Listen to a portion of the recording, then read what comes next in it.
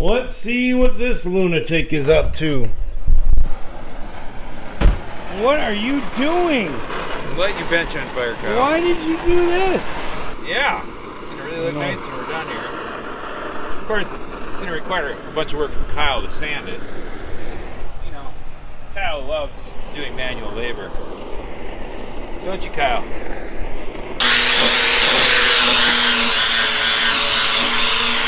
With a orbital sander and see what we can make it look like.